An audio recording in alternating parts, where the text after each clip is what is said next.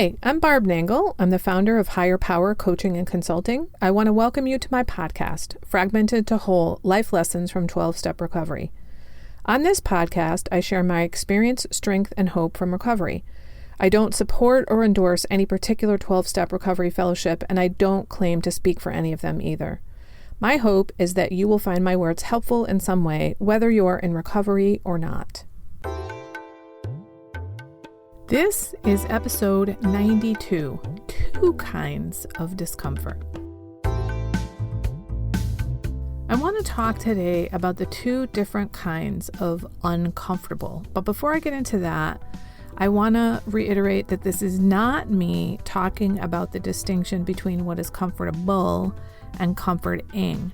I spoke about that on episode 44. Briefly, what I said there was that things that are comfortable because they're familiar are not necessarily comforting. This is particularly true for people in recovery. So comfortable is not necessarily comforting. Listen to that episode if you want to hear more on that distinction. Now, on to today's topic. There are two different kinds of uncomfortable. If you grew up in a chaotic and dysfunctional family, you learned to be okay with discomfort, whether it was emotional, physical, psychological, it doesn't matter. Comfort may not have been something you experienced often. So you learned to put up with difficulty and discomfort and to assume that life is hard, and that is one kind of uncomfortable. We'll call that the bad kind of uncomfortable. There is a different kind of uncomfortable that has to do with changing your behavior and stretching yourself to go outside of your comfort zone. These are two completely different types of uncomfortable. We'll call the second kind the good kind of uncomfortable. And I'm a little leery about using the terms good and bad, but I think you understand what I mean. I'm recommending that you learned to be in the second kind of discomfort temporarily, not the first kind of discomfort.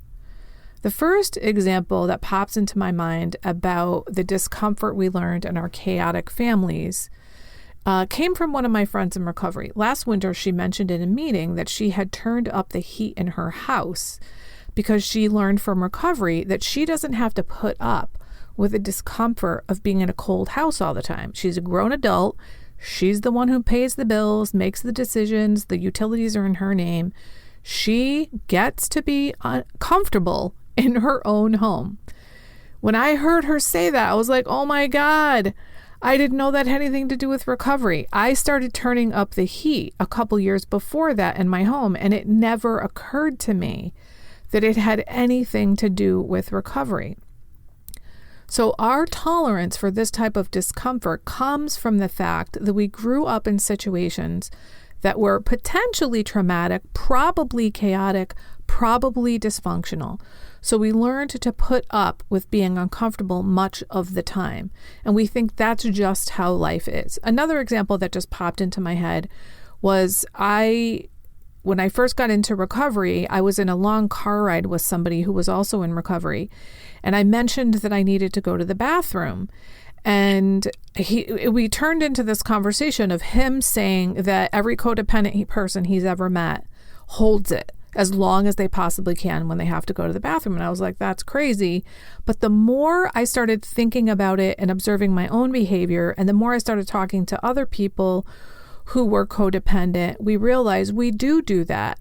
My friend's theory was that we do that because we're used to using things outside of ourselves to determine what our needs are. And I think that's partially true. I also think it's true that we're used to discomfort. We just think it's part of life. And we also want to meet our needs last over anybody else's. So we don't have to do that stuff anymore. We get to decide for ourselves as grown adults, what do I prefer? And then we get to seek out those things. So I know it's not as easy as just deciding this is what I prefer and then seeking that out, because many of us don't actually know what we prefer because we've either been people pleasing and or enmeshed with other people and going by whatever they prefer.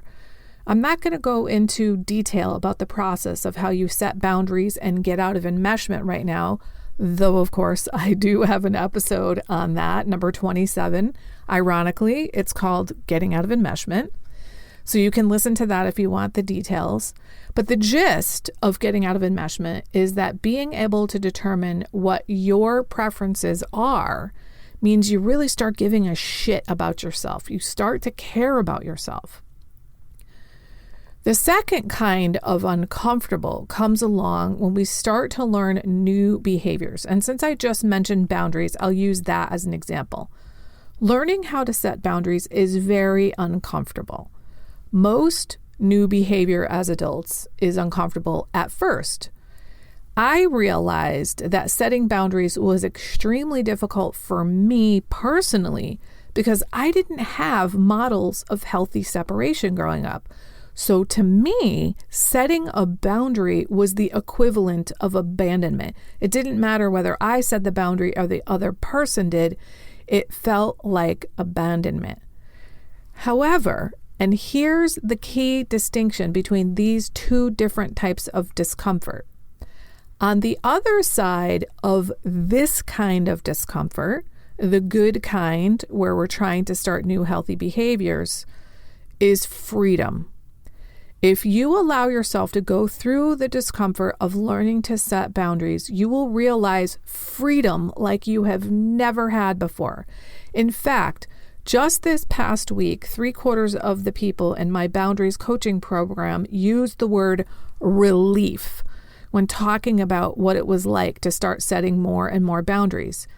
It's mental, emotional, and physical relief when we get to be our real selves, which we can do when we have healthy boundaries. And these folks are just starting to get a glimpse of that. So when you're thinking about whether things make you uncomfortable or not, here's a question to help yourself determine, is this the good kind of uncomfortable or is it the bad kind of uncomfortable? Ask yourself this: what would happen if you persisted with the discomfort? Now let's go back to the example where you're sitting in a cold house. If you persist in sitting in a cold house, the result is that you have prolonged discomfort, more cold house sitting. But if you look at the second type of discomfort, the good kind of discomfort, like that which comes when we begin new healthy behaviors, such as setting boundaries, the long-term result is that change happens. You grow, you get freedom, or at least it's freedom that you get when you set boundaries. So the question is, how is this discomfort going to play out if it's prolonged? Is it going to play out to your benefit in terms of the kind of life you're going to have? Or is it going to play out to your detriment in that you're going to be uncomfortable for the rest of your life? I want to add one other thing. I hear clients, fellows, and sponsees say all the time when it comes to changing behavior, it's hard. Well, here's the thing, people. You can do hard. You have been doing hard your entire life, especially if you're in recovery. So the idea that something being hard should be a barrier for you to do it is bullshit. So stop using that as an excuse for not doing things that are difficult, or as an excuse for not doing things that make you uncomfortable. Your freedom, your happy, joyous, and free life lives on the other side of your comfort zone. And this is the good kind of discomfort I'm talking about. So get outside your comfort zone with that kind of discomfort, and stop putting up with the kind of discomfort that's going to prolong your discomfort. You don't have to put up with that any longer.